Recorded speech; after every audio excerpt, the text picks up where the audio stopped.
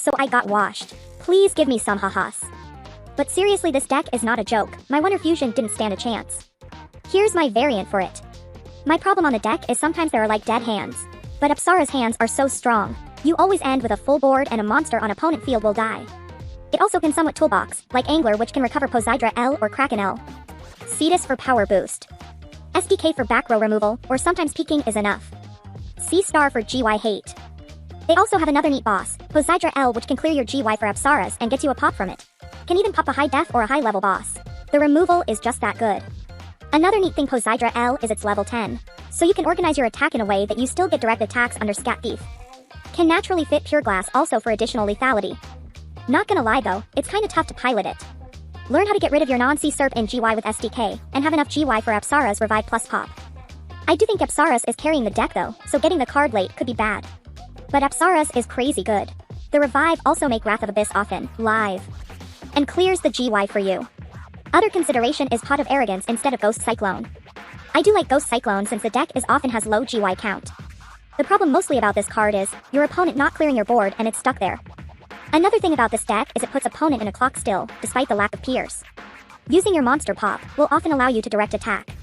The SD removal is also quite nice, it will cause opponent to have low resource for comeback. Which is weird from a rush deck where you draw 5. But it makes sense cause not only your opponent board is cleared but you can clear their GY as well with this next card. Grand Extreme, it discounts for easy high level C-Serp.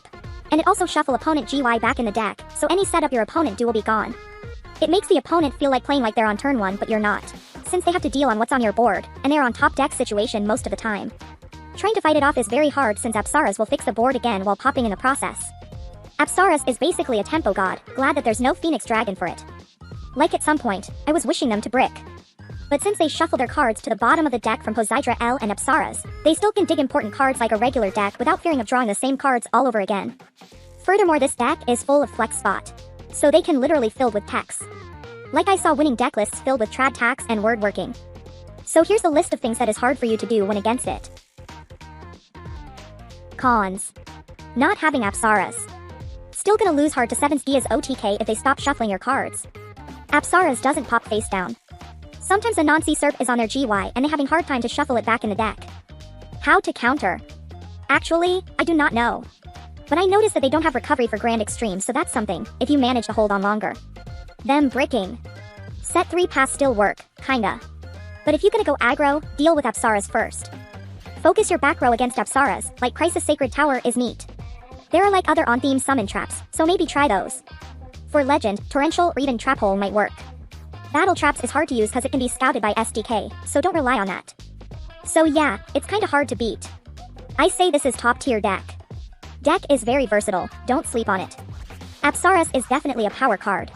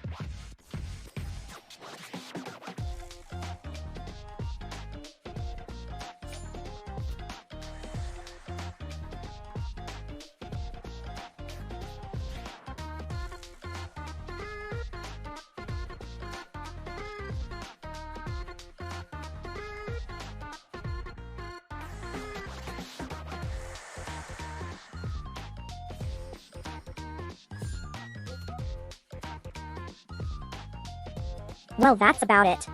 If you put word working in your main deck also, I'm gonna physically attack you. Now scram.